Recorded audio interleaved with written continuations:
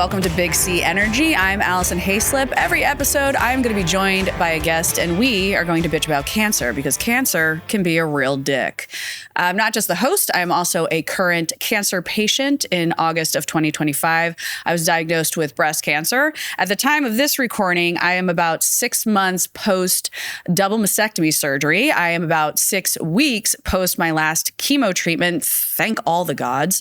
I'm just a few days away from a second reconstruction surgery, and I've still got about 7 to 8 months left of immunotherapy, and I've got 5 years of hormone therapy ahead of me. So I'm in it. And today I'm excited to be chatting with someone who had the same exact cancer diagnosis as me, but we had 2 very different treatment plans.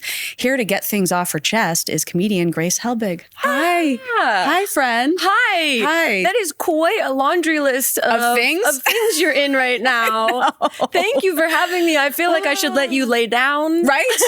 I've I've been laying down so much. I'm just so excited to be like doing something again, you know? For sure. The art of pretending to be human. Right. Yeah. So thank you for being here. Of course. And I also always feel like I have to say, I'm sorry you're here because it means you've had cancer. Right? Yeah. This is where we start to learn about like, what is the etiquette around all of this? Because even when people tell me now that they have breast cancer, I have to remind myself not to react in an excited way of like, I know everything that you can or that I can help you with versus like, oh, wait, say you're sorry first. Yes. And then dive into it. But we got this. Okay, here we go. And this is, I learned this very early on, and as I'm sure you did too, but we are considered the worst club with the best members. Yes. Right? Because there's so many women who get breast cancer who are being diagnosed, but we all rock because what we do is show up for each other. Yeah. It really is. We love sharing information about all things like, outside of breast cancer. So when it comes to breast cancer, it's like, I feel like women were like, let's go girls. Yes. Everything I know, what do you know? Let's share. Well, and that's one of the reasons I wanted to do this podcast was because during the beginning of my journey, I felt like I got the best information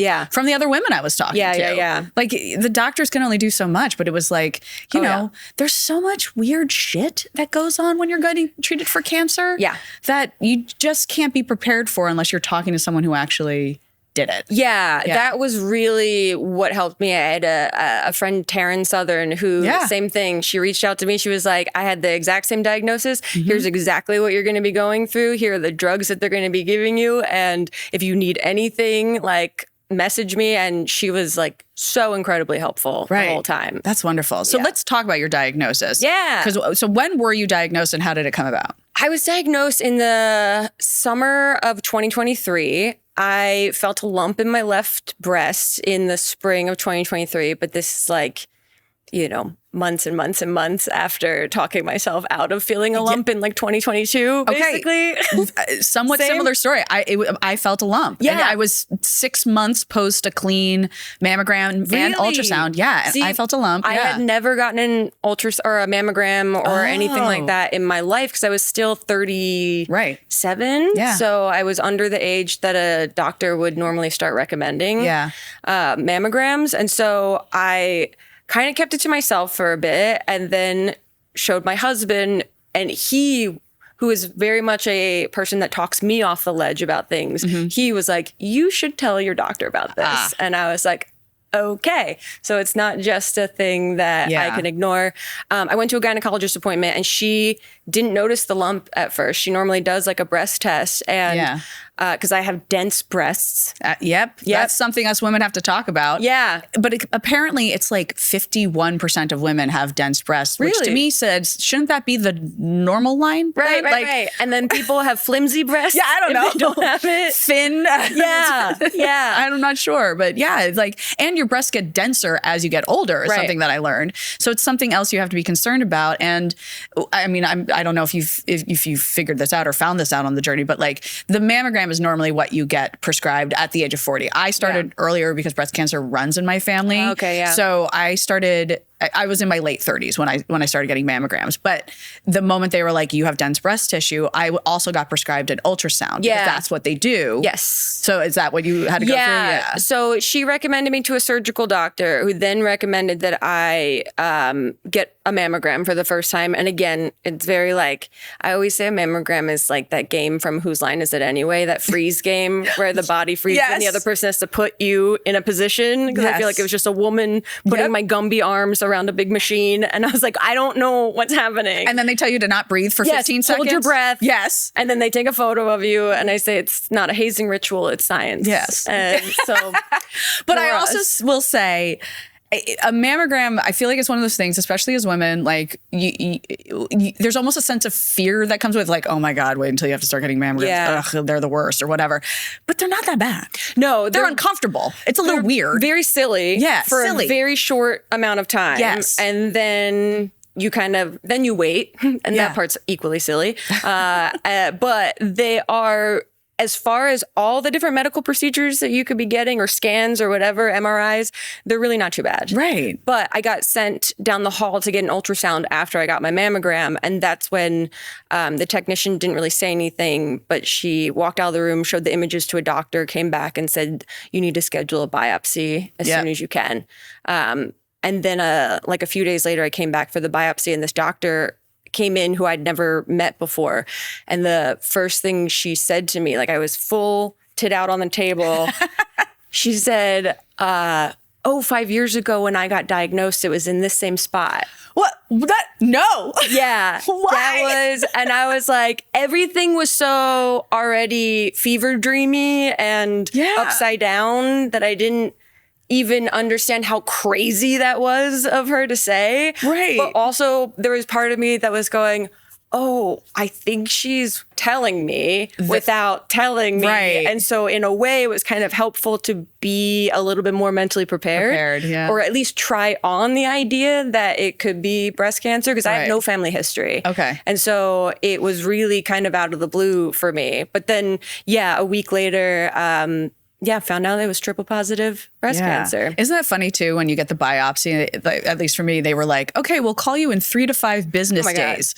And I was like, business day, that applies to this right now. The waiting, we waited a week. Well, it's crazy. My husband and I went to graduate school when the pandemic started and we were actually scheduled to graduate that weekend. So I literally went, did my biopsy, got in a car, drove up to graduate and then came back and then waited a week for the results. Oh my gosh. But we took edibles and went to Six Flags. So that's how that's the right response. Right. We tried to, thank God, my husband really did try to make it like as light as he could, but that was because I didn't even tell my family at that point. I didn't tell my family I had a biopsy. Right. I was like, why would I worry them if this is going to be nothing in the end? I think the only person that knew was my younger brother because I just had that one little quiet voice that was like, tell someone because this is a serious thing that you're doing that might be more serious. Yeah. So let him know. I not only got diagnosed, but then it was like, oh, now I have to tell everyone that has no idea, not even like a whisper that I have anything weird going on in my tits. Right. Yeah. And how was the response? Like who did you decide to tell it first and how did people respond to it? That's the worst thing, right? Yeah. It's like, not only do you get diagnosed, but then it's like, go ahead, tell everyone. Yep. Have fun with that. I'm like, is there not a system where the doctor can just text everyone that I love and tell them what's going on? There were a few friends that I was like, these are the people I have to tell immediately because they're the people I talk to all the time. They're the people who already knew that I was getting a biopsy. But I remember like slowly starting to tell other friends. And when I would tell those friends, I'd be like, hey, I'm not like keeping this a secret. If it comes up in conversation or something, it's okay. Yeah. Or I was like, I'm not blasting it out on social media anytime soon, but like, if you're, and then I could tell that like 90% of my friends like kept it to myself because they were like, it's her information to tell. And I had this one friend, Jim, who I knew immediately went and told everyone in our friend group because they all started reaching out to me, which I actually loved because it saved me from having to make those calls or send those texts. Yeah, that is, I feel like there were like tiers of people in different ways in which I told them. I called my parents and my husband was with me and helped me really like talk through what was going on. there with them. And then they let my siblings know. And then I told a couple friends in person. And then I had like a text that I was like kind of forming that I switched to each person that I would send it to. And there was probably like, I don't know, 5 or 10 people that I like texted. And then I made like a decision to put it on the internet because I was like, I can't keep this to myself right now. So when was that in your journey? Well, first off, if I'm correct in thinking this, because you got diagnosed triple positive at the beginning, you went into chemo first. Well, actually, we froze eggs first. Oh, so so we did that journey. My husband and I went, and I haven't really talked about this part very much because honestly, I don't remember a lot of it. This part was very because you're in anxiety mode. Oh, your whole world flips upside down, and you're going, "What the hell's happening?" And okay, this is all of a sudden everything kind of turns to glass and you realize the fragility of everything that you're like, oh, wow, okay, here we go. And this whole, I always say that it felt like this like invisible curtain was being opened and this whole cancer world that it was already existing alongside of my normal life, but I never interacted with, just got like revealed to me. And suddenly it was like I was pushed in this direction of going, what's over here? And so I sort of made a decision to post about it and made sure that I told everyone in my life that I wanted to hear about it from me before I posted it. Then shot like a video. And then my husband was like, you should make a less funny video. You're like, I don't know how to do that. Yeah, I think I honestly made a joke about Colleen Ballinger's toxic gossip train because that was happening at the exact same time. And so he was like, maybe try one with less jokes. And so I shot another video and then posted it and then like threw my phone out the window because it was like now floodgates are open. Yep. And so this was at the beginning and so you did fertility.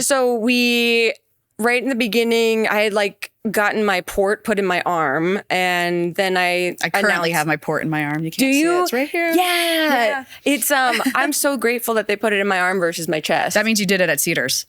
Yeah, I did. Cedars is the only one that does that. It's one of 3 hospitals in the whole country that will put a port in your arm instead of your chest. It's crazy. Yeah, because I had to go to a hospital during my chemo for an emergency, and they like did not know what to do with the port in my arm. They're like, we can't touch that. We don't know what to do with that. I got it at Cedars, and then we went into like a egg freezing cycle for about a few weeks, a month maybe. And then I started my chemo in August of 2023. And since you're triple positive, I'm assuming it was TCHP, just like me. Baby. For those at home, that's 4 different drugs that you get for this very specific kind of breast cancer. The first 2 are the chemo drugs, and then the second 2 are actually immunotherapy drugs. Yeah. I know you probably know way more about it than I do. Well, I feel like they gave me information and it just ping, ping, ping, bounced off of my brain. Well, this is something I said about myself prior to cancer, but like I'm like a life student. Like I'm someone who always wants to know and I always want to learn and I always want to understand something before I'm stepping into it. So I said at the beginning, I was like, I feel like I just got handed the worst homework assignment, but I was going to do my homework. Oh, that's all I kept saying is I want to get an A in breast cancer. That's what I said. I was like, straight A student here. I'm going to win at cancer. Anything you need me to do, I will do it. Exactly. Yeah. So I was like, I got a handle on all the drugs and like all that kind of stuff. But I also, and this was some of the best advice that I was given right at the beginning, because I've said this on the show before, but like I've never gone through any major medical trauma. Like I was like 17 when the last big thing happened to me. So I didn't know how to approach anything like this. And one friend said to me right at the beginning, she was like, the best thing you can do is always get a second opinion. And it's not because the one doctor is going to be wrong or something like that. But you could go to 2 different doctors and they're both going to look at your stuff and be like, this is what's wrong with you and say the same exact thing. But doctor 1 might be like, this is what's wrong with you and this is how I would deal with it. And then doctor 2 is like, this is what's wrong with you and this is how I would deal with it. And so you get to like figure out which one makes sense and which one works for you, you know? You really get thrust into a world in which you have no choice but to advocate for yourself and really sort of speak up. And do not be afraid to be stupid in this situation, to ask as many questions as you have at any moment about anything that's going on. That's a great way to put it. It is, I think I try to carry myself like I know what's going on in the world, at least a little bit. And this was very much like, I don't know what the hell is happening. And I have to not be scared to say that and to ask for things to be explained to me in easier terms sometimes. But I was very thankful to have an oncologist that I got introduced to who was just great. He was very Dr. Hoffman. He was super direct and he was just like, here's your treatment plan. This is what works. And it's going to be really difficult, but it will work. And we are going for cure. And that's the word. I had 2 different oncologists say that to me. And I was like, oh, I get to use that C word during this? Because I always feel weird saying it. Yeah. I'm not quite sure what part of the journey I'm on yet, since I still technically have immunotherapy till the end of the year. But I think I get to be in the cure world now because I got through the chemo. Yeah. But I'm still like, I don't know. I always thought you could only say you were in remission. Right. But now you get to say cured. Yeah. My understanding now is that I take tamoxifen every day, which I'm sure you will start So taking. I'll actually have the other one that begins with an A. They have me on. I know. This is insider baseball. For the person listening at home who's like, hey, I just got diagnosed with triple positive breast cancer. What are you talking about? Yeah. Actually, with all breast cancers, no, that's not true. With all hormone receptive breast cancers, they put you on this hormone therapy for 5 years. And it's basically one of 2 drugs. It's the tamoxifen that you're on. Yeah. Or I'm doing this combo of Lupron, and I'm not on it yet, but some drug that begins with an A or something like that. Gotcha. I don't know why I'm that combo as opposed to the tamoxifen, but I think it just is oncologist's preference. I guess. I'm not sure. Yeah, the Lupron, man. That one hurt my bones. That one was tough on me. Yeah. I haven't had too many issues with that one. Good. At least, I don't know. Actually, this is something I've said because I started it when I started chemo. Yeah. So the last 5 months of my life, I'm like, is it chemo or is it menopause? I don't know. 100%. That was the problem I had throughout it, was really realizing how much I don't or hadn't listened to my body up until that point, or like really been in conversation with my body. Because I would have side effects. They had like loaded me up with all these different drugs for any potential side effect that could happen. And then it was up to me post chemo treatments to like, heal myself appropriately as to what side effects are coming up. And it took me so long to realize, like, I would wake up and feel like shit, worst hangover of your life feeling, which is what my oncologist sort of described it as before I started treatment. I was like, I'm very familiar with hangovers. Yes. Okay. I got it. I can do that. And so I would wake up just feeling overall like shit. It would take me a while to figure out what symptoms I was actually having and how I could treat them versus just enduring like a overall kind of pain. Yeah. But now the tamoxifen, I'm in perimenopause, which equally wild. Wait, but silly. It's peri? It's not full? I don't even know. I'm having symptoms like crazy. Yeah. So, well, that's the thing, because like we are of the age when all of our friends are going into perimenopause naturally. So they're all having conversations, and I'm like, I didn't even get peri. I just got, I keep saying I got drop kicked straight into menopause. Yeah, I'm probably there. I'm not totally sure. But that was the hardest thing of like getting off of the chemo, having all the symptoms, and then moving into the menopause of it all and being like, I don't know what symptom is from what. And I don't really know exactly what I'm feeling. Let me figure it out for a bit. Yeah. And how have you, like, how do you feel now? Because you're now 2 years post all of this? 2 years post ringing the bell at the end of radiation. Because I did chemo, and then I did a lumpectomy, then I did radiation, and then I did the hormone therapy for a few months. And so 2 years later, I finally feel a little bit like a person again. One of the hardest kind of parts, and I don't say this to scare you, freak you out at all, because everyone's journey is totally different. Yeah. Well, my oncologist has said this to me, and I was like, yeah, okay. He was like, a lot of the patients have a interesting time post-treatment of just the whirlwind that happens when you're finished with all the responsibilities that you have of chemo or surgery or whatever, and getting back into whatever their life looks like then. And I was like, yeah, but like the hardest part's done, so you're gonna like feel great. And honestly, that was really hard on a different level of just being like, oh, now I'm dropped back into my life. I'm very different than I was.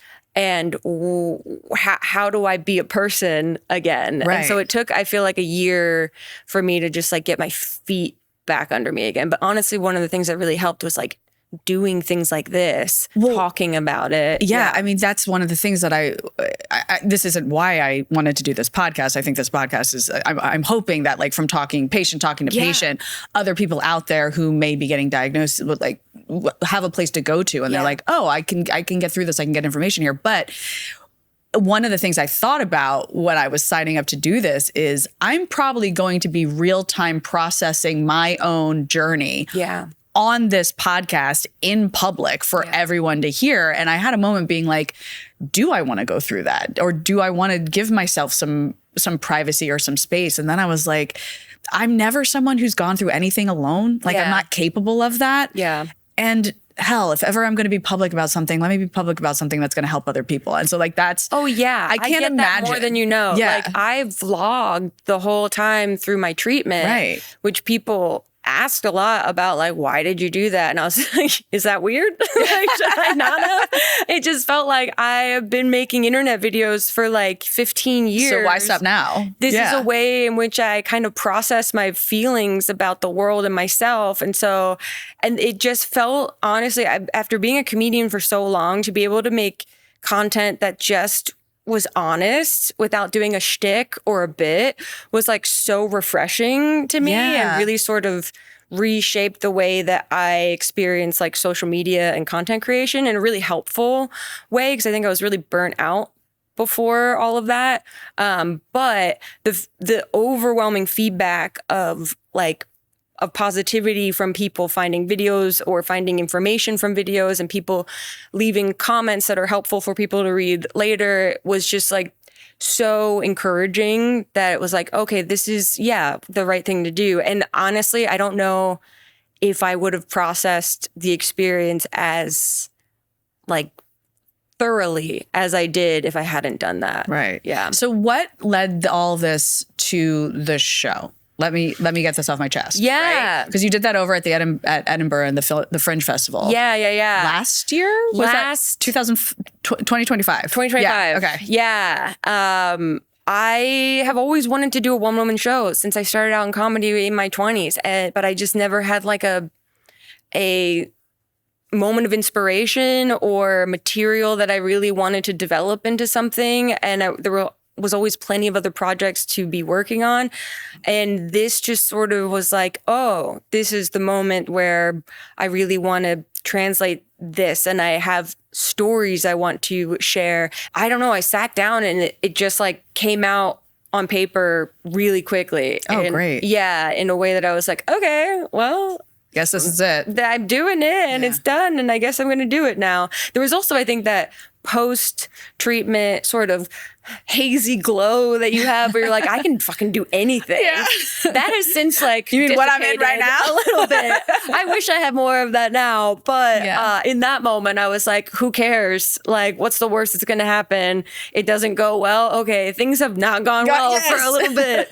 But that has been, again, another piece that's like, alchemizing this terrible thing into something that has been really helpful for me selfishly in my own psychology and has been really impactful and like feels important to do. Feels if anything that gets taken away from that is that someone gets a mammogram that wouldn't have gotten a mammogram, then it's worth the whole work. Exactly. You hear that, everyone listening? Yeah. Get your mammograms, please.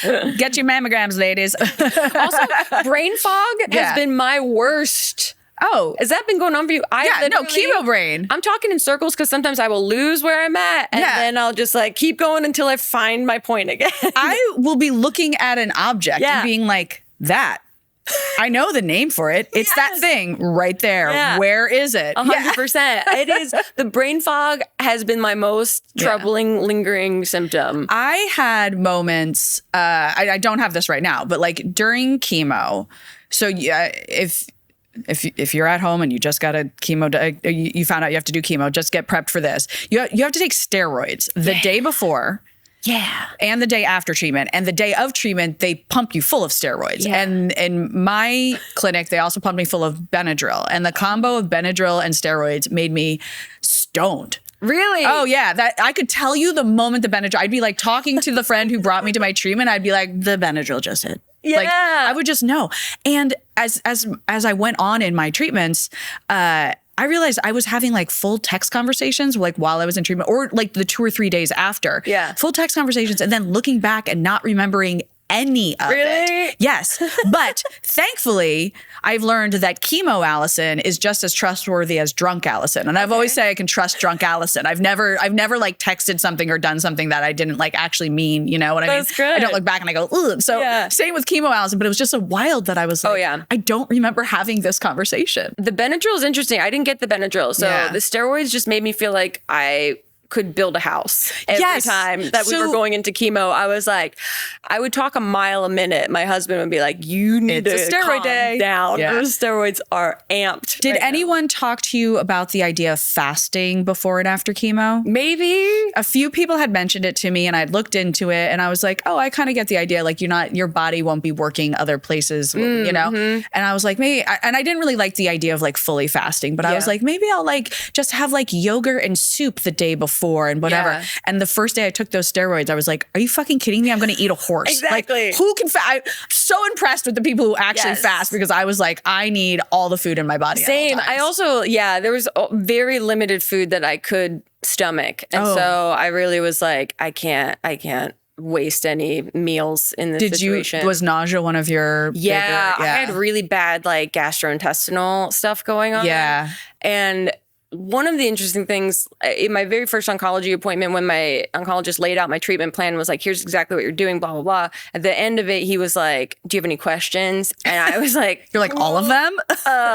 Couldn't think of one other than I asked, can I still smoke weed?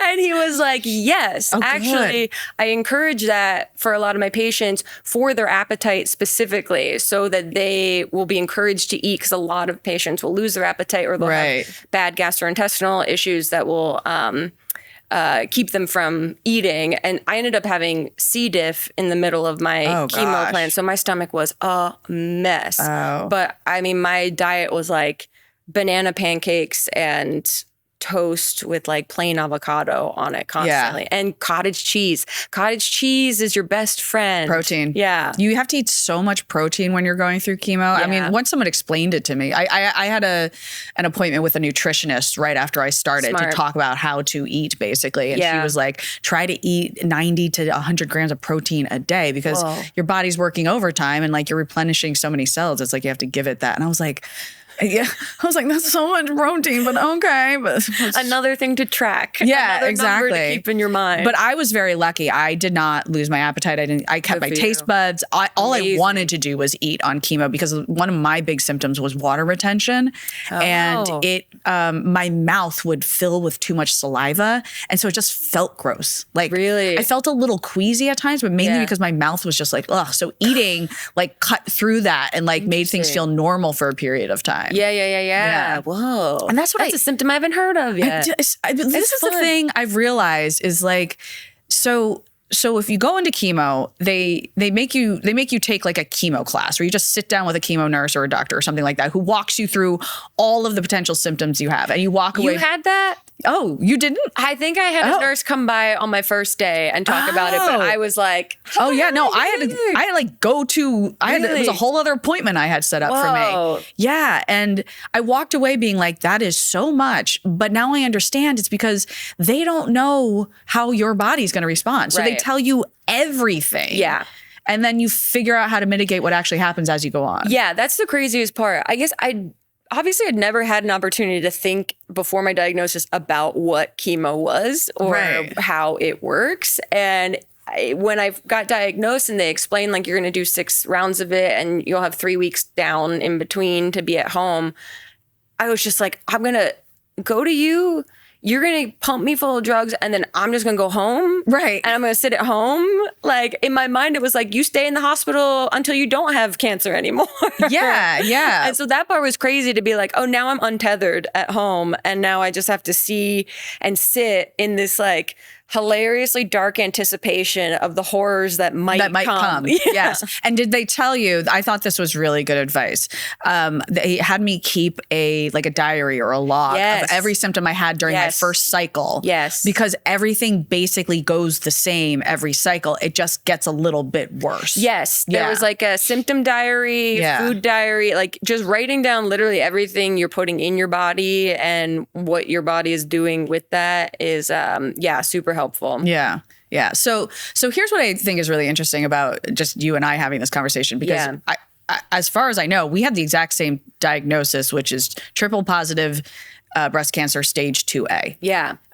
Which, if you're wondering at home, I only know this in terms of breast cancer. I don't know if this applies to other cancers, but in breast cancer, if your tumor is 2 centimeters or smaller, you're stage 1. If it's 2 centimeters, if it's larger than 2 centimeters, you're stage 2. Yeah. If it has reached your lymph nodes, you're stage 3. If it's metastasized anywhere else, it's stage 4. And I think there's things that in between that doesn't make it that clear cut, but that's the generalized idea. But 2A means basically just barely stage 2. Like my tumor was 2.4 centimeters. So yeah. They told me 2A, but they said because it was between 2 and 3 centimeters, and they were like, it's stage 2, maybe A, but we're not totally sure. Right. So we're just gonna treat it like it's stage 2. Right. But so the difference between you and I is that at the time of my biopsy, we didn't know I was triple positive. We thought I was the quote very average cancer of hormone positive, HER2 negative. Yeah. So surgery was first for me. But had we known I was triple positive,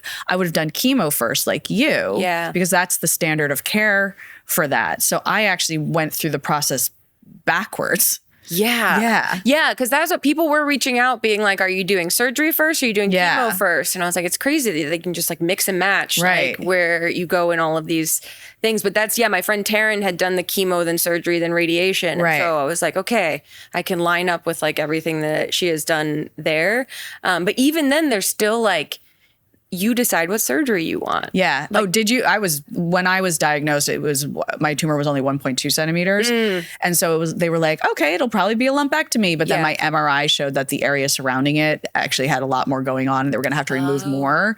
And then they were like, we actually now recommend a mastectomy. Really? And I was like, oh, cool. So they did tell me they're one of these doctors who, my God, I don't know how many doctors you met with on your journey, but I met with a few where I was like, I never want this person near me ever in life. Yeah. See, I've heard horror stories. Yeah. I got very lucky. Yeah. I had a really great oncologist right out of the gate. And then also I have a cousin that lives on the East Coast who is newly an oncologist. And so I was sending all of my information to my cousin, and he was just cross-checking and being like, yep, exactly that. And mostly for my dad's peace of mind, because my parents and family were all on the East Coast, and I was like, please don't come out while I'm going through chemo. I just need to do this because I'll be worried about your comfort levels versus my own. Yeah. So for him, it was huge peace of mind to just talk to my cousin after every piece of information we got. But I've heard from friends the insanity that they've had with doctors and the misdiagnoses that they've had. That would be my nightmare. Crazy. I had this moment. So when I went in for my first checkup with my breast surgeon after my surgery, she pulls out, the paperwork, and she goes, okay, so it was cancer. And I went, I'm sorry, was there a world where it wasn't? And she went, no, you had cancer. And I'm like, because if you just took my boobs and it turned out it was not cancer, I would have burned cedars to the ground. Exactly. Yeah. The surgical doctor I had, when I had gone back months after I was finished with everything, she was like, now I use you as the story that I tell my patients of please go get your mammogram and please get the biopsy or whatever you need to get checked, because she's like, I really didn't think you were going to have it. And I was like, you didn't? Because she really poker faced the whole time. It was just very matter of fact about everything. But I had gone in being like, I'm going to get a mastectomy. I just want the whole thing taken out. Yeah. I don't care. I want to be as safe as possible. Well, that's why I decided to do the double. Because when they told me they were taking one, I was like, well, you're taking both, because I'm not dealing with this shit anymore. Because they're friends and they'll need each other. Well, and also they would have aged differently. Yes. And listen, I understand. So here's the big thing when I did not realize this until I started learning learning about mastectomies, but like I can no longer feel my nipples because they take everything and the nerve endings, which is a really pretty shitty trade-off, you know?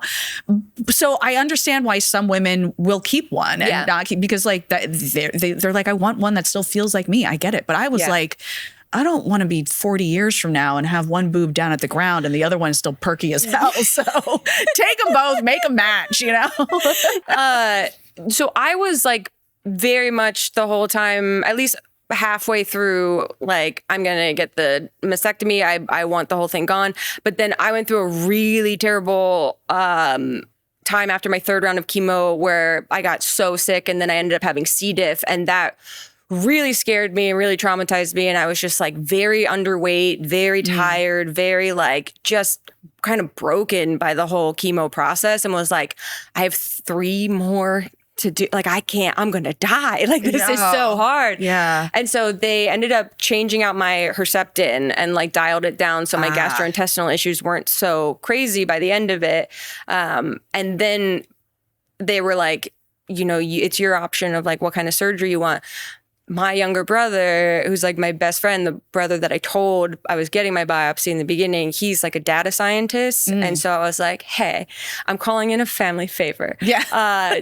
Could you look up some information about lumpectomies versus mastectomies and recurrence rates and that sort of thing? And he did his little thing and he came back with like a full report for me of like scientific studies that have happened in the 70s and the 90s and like the current data of like recurrence rates of a mastectomy versus lumpectomy based on where I was at after all of my rounds and all of my numbers. And he was like, there's really no difference. So great. From what I'm seeing. Yeah. So if you, because at that point I had already felt like traumatized by the experience, that I was like, if I can reduce a little bit of trauma for my body and go lumpectomy versus mastectomy, I'm going to do that. And that seemed to be good. That seemed to be okay. And everyone was fine with it. So thankfully that part was easier, but the mastectomy, I can't believe you're sitting here doing this right now. So this is crazy to me. Listen, that surgery was terrifying. Was it? Yeah. Because I had never had surgery before. So I was less scared of cancer and more scared of something going wildly wrong in surgery. Yeah. And I mean, I've said this to so many people, I've said it on this podcast, but like when I woke up after that surgery and I was okay, I was like, oh, I can do anything. Yeah. I was like, everything from here on. So that's why when I found out a couple weeks later I was going to have to do chemo, I was like, all right, bring it on. Yeah. I was like, I guess, fine, whatever. Fine, yeah. Just because you mentioned this twice, can you explain to us what C. diff is? Like, I realize I have an idea, but let's talk about that. Yeah, I don't fully know. I mean, it's a bacterial infection that kind of, I guess, had just been dormant in my body for a while. And as soon as my body basically got sick enough to the point that it could like activate and go crazy, it did. After my third round of chemo, I just like couldn't keep food down. I couldn't do anything. Like at one point, my doctor had prescribed opium and my husband was going to drive across town and pick up some opium, which I'm sad I never got to try. You're like, if ever there was a time. As soon as I was like, this is going to get freaky. I can't wait. But no, we went to the emergency room and got everything tested. But even there, the nurses were like, I don't think it's going to be C. diff. I think it's going to be something else. Wow. And I was like, just a shell of myself, just being like, I don't care what it is. Just make me better. Just help. Yeah.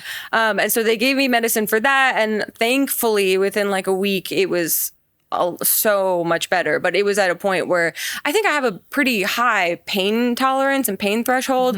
And I was like, damn, this part's really tough. It's been hard, but manageable. But this part's really, really hard. And that's kind of what became the catalyst to do the one woman show about later. But it's pretty common, like, people, like their gastrointestinal issues, I guess, flare at moments when. Oh yeah. Yeah. I had Notaro's whole stand-up specials about her C. diff. Yeah. Yeah. I had one really bad day on chemo.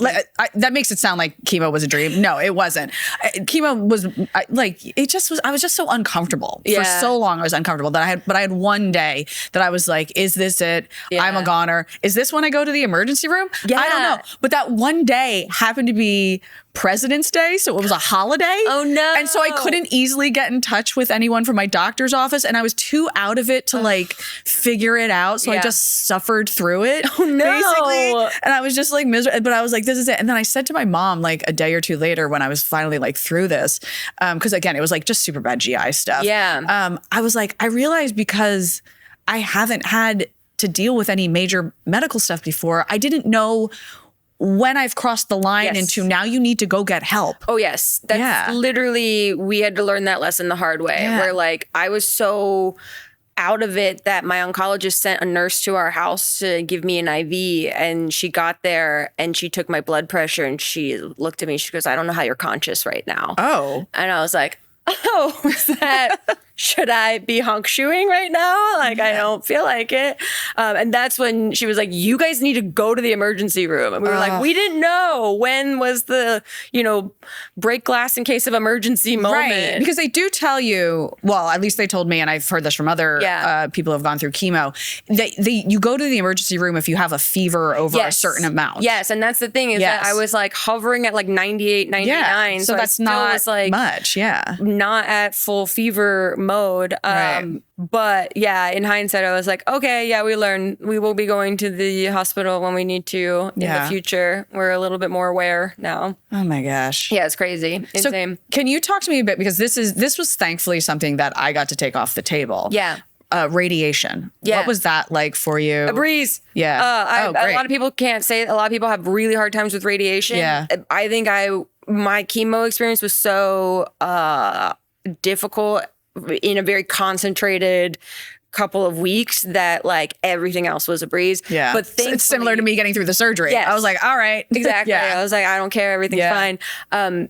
But I think I was anticipating, I was constantly on guard for exhaustion, which is basically like the main symptom that they were telling me about, that people just become so exhausted that I never really felt that, knock on wood. If I did, maybe I powered through it. I don't know. But I think I was so excited that like the end was in sight. So for like 20, I forget how many sessions I did, like 20 or something. So it's like once a day. Yeah, every day, just driving over to Cedars-Sinai and going in and out like a DMV. Just like you go to the counter, you put your name in, and then you wait to be called, and then you go back. And it's about a 15-minute treatment or something? Yeah, it was super fast every day. Some days were faster than others. But the interesting thing was that you see all the patients there. Yeah. And so you get another look at all of the varieties of ways in which cancer can like affect people and affect the loved ones that are with them. I felt like I was like the youngest person there. Did you feel that way? I had so many appointments. Yeah. The very first consult I had with a breast surgeon, my aunt came with me, and we're sitting in the waiting room. My aunt looked around and was like, "You're the youngest one here." And then she goes, "You're too young to be dealing with this, Allie." And I went, I fucking know. I was like, what is this shit? Like that truly Thanks to me. for telling me. Yeah, I know. I don't know why, but like, it never, again, the surgery scared me. Getting the cancer diagnosis didn't scare me. It just made me go like, what the fuck? Yeah, absolutely. It's, I don't like my body being like manipulated with like knives and needles. And so that part, like I really had to do some dissociating about the port in my arm. Oh my gosh. Okay. So let's talk about this a little, because you and I are probably unique cases, unless anyone has also gotten their port placement at Cedars, or there's only a handful of other hospitals in the country that do this. So normally when you get a port placed in your chest, they put you into twilight anesthesia. So you're not really conscious or aware of it. That is not the case when you put it in the arm. You don't see it because they like curtain you up, but they just use local anesthesia. And it is crazy. It was one of the most traumatic experiences for me. Yes. These are lawless medical rooms. These are nuts. I know. This was like the very first thing I got thrown into doing. Oh yeah. See, I had already made it through the surgery. So again, I was like, what is happening? But I was like, this isn't the worst thing ever. The first thing for you, I don't know. Oh my God. Yeah. I was smoking weed, baby. I was getting my brain out of there. Yeah. But thank God, never ever Google image what the port actually looked like until I got it taken out of me. Oh. Because if I had known that whole little string. Oh, yeah. No, it's in there. Yeah. Oh, yeah. That would have freaked me out. See, I knew that.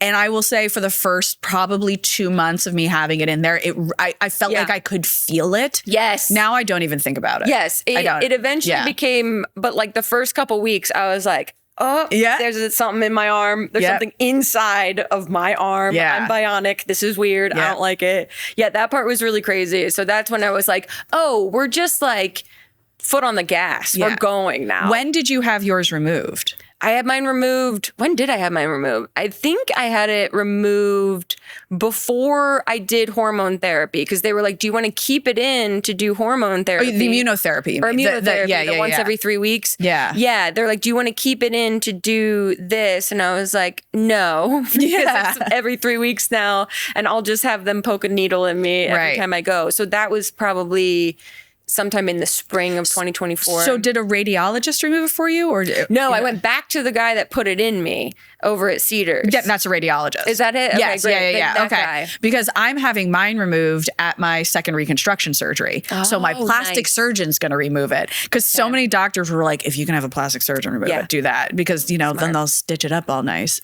Yeah. And you don't have to be awake for it. Yeah, that part was crazy. I was like, this is wicked business. I've described it as like when you get numbed at a dentist office for some sort of work, like you don't feel anything, but you can tell what they are doing is aggressive. Yeah. And I just remember laying there with my arm out being like, what are you doing to me? Yeah. What is this? Oh, it's so crazy. And he's trying to make small talk with me. Oh, yeah. And I'm just looking at the ceiling going, they got to update the posters in here. These are sad posters. Wait, please. so again, this is getting a little in the weeds of this, but the way they do this port placement in your arm is that they have to have an ultrasound machine and they have to have a portable x-ray machine. So they were taking multiple x-rays of me throughout the process, which I'm assuming they did for you too. And from where I was laying, I could see the x-ray images. And on the x-ray image, there were always these two perfect circles like over my chest. And I was like, oh, that must be how they're like lining something up or whatever. And then the radiologist caught me looking at it. He goes, oh, you see those circles? And I'm like, yeah. He goes, those are the ports in your expander.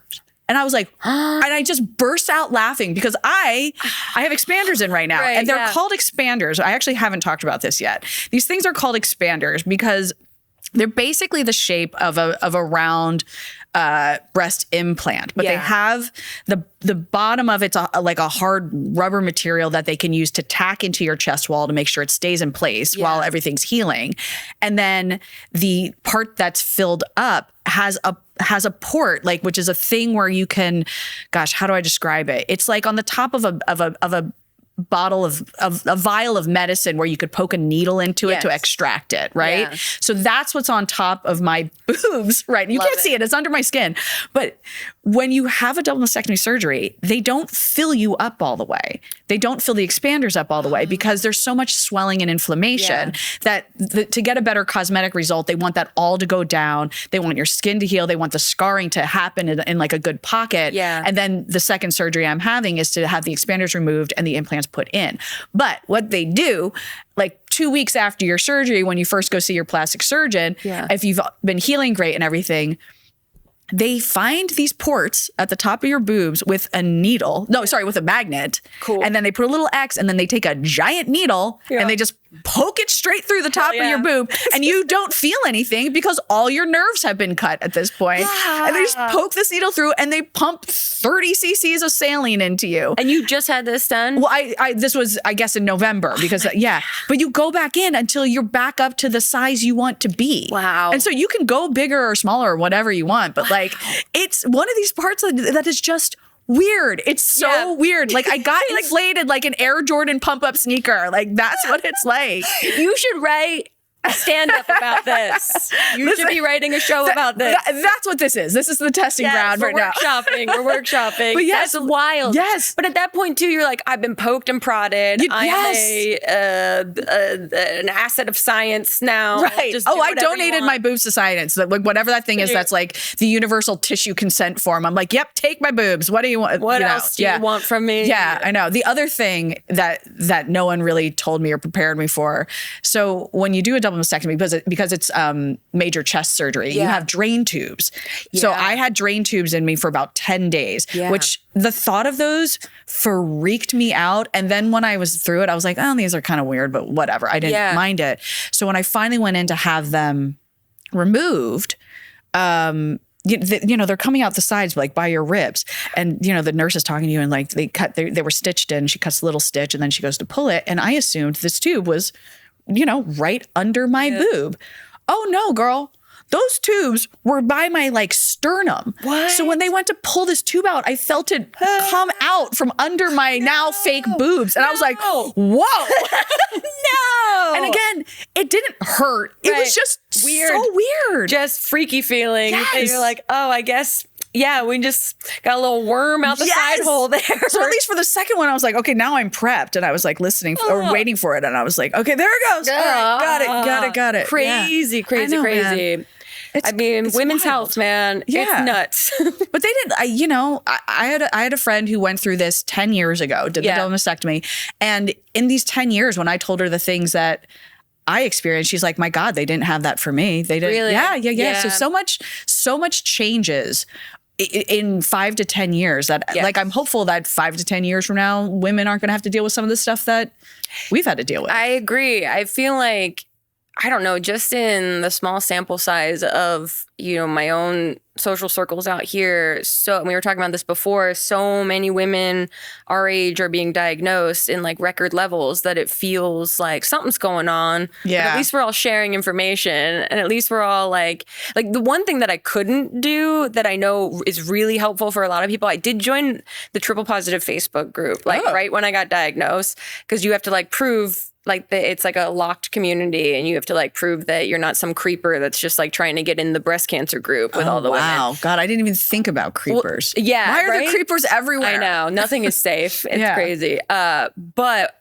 I got in there before I even started my chemo, and I was just overwhelmed by the amount of the beautiful part of the community was everyone was helping everyone out. But there were so many horror stories of people's lived experiences that were happening, and so many different symptoms that everyone was happening, that I was like, oh, this is too much for me to look. I'm going to spiral if I really start reading all of this stuff and take on that this could all be happening to me when everyone's situation is unique. And so that part is a really great resource for a lot of people, but that part was a little too much for me.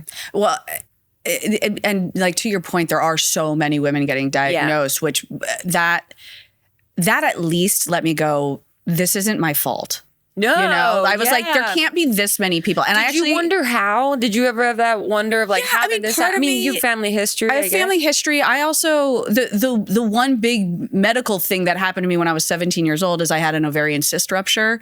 And so I had to get rushed to the hospital for that. And because of that, I was actually put on birth control because having regular periods stops cysts from forming. Yeah. So I was on birth control for 30 years or something like that. So 25 years, I forget what I don't know. Could it have been 30 years? I don't know. No, I'm not even old enough for it to have been, but long enough that it could have been that. But I often I go and I think if you had told 17, 18-year-old, 19-year-old Alison, hey, we're going to put you on this drug right now that's going to make your life super freaking easy for 25 years, but in 25 years, you're going to have to go through another really hard medical thing.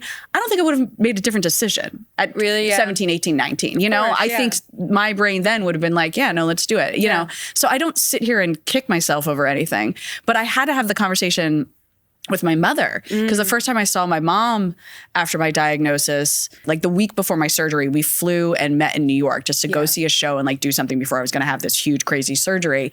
And she even asked me, she's like, I wonder if it's because when you were a child, we lived in this area. And I was like, no, Mom, stop. This is nothing you did. This is happening to too many women our age.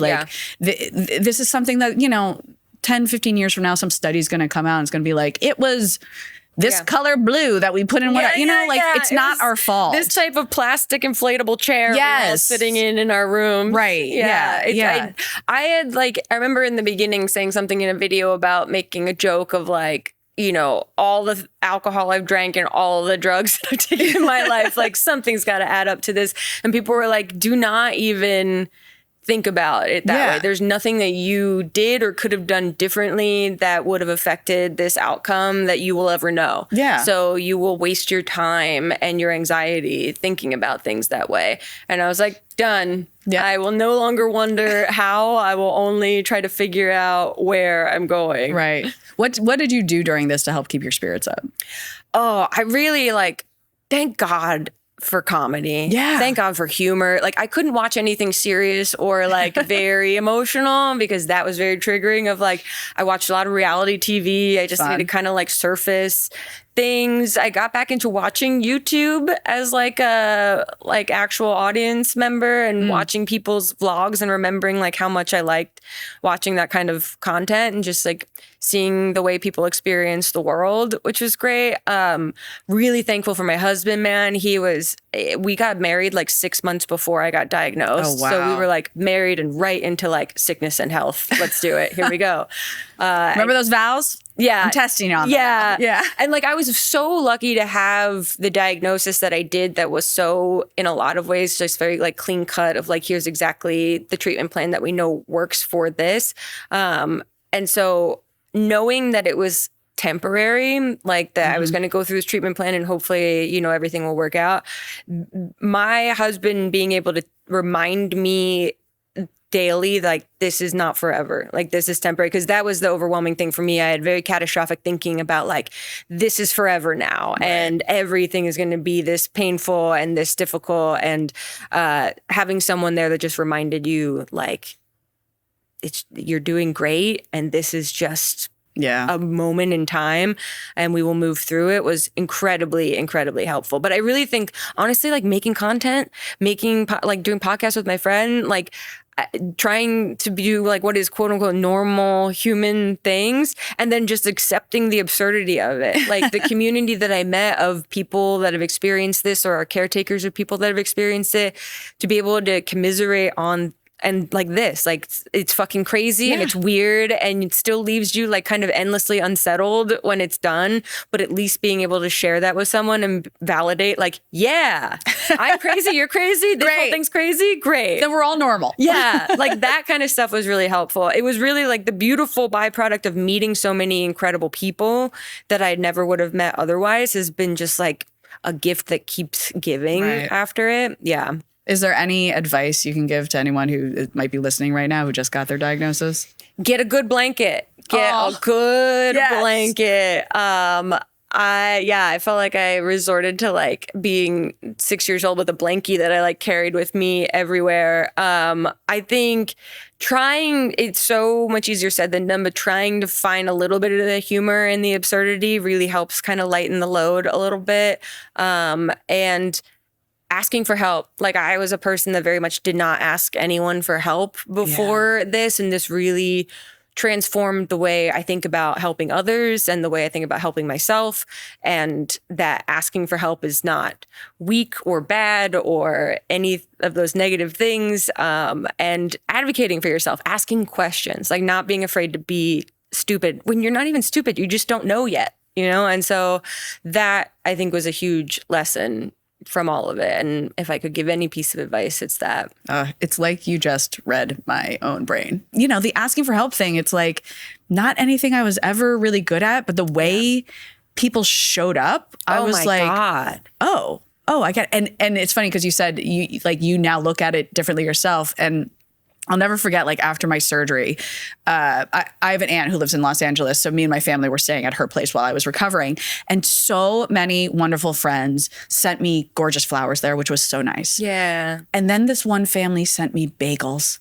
And I was like, fuck yes, bagels. Just to get food and awesome food. Yeah. I was like, I don't think I'm ever going to send flowers again. I'm always going to send bagels. Yeah. The bagels made me so unbelievably happy. I mean, the flowers were lovely, but the bagels, I was like, holy shit, they bagels. Were useful and beautiful. Yeah, I really got a crash course in how important and meaningful it can be to send someone a message that you're just thinking of them.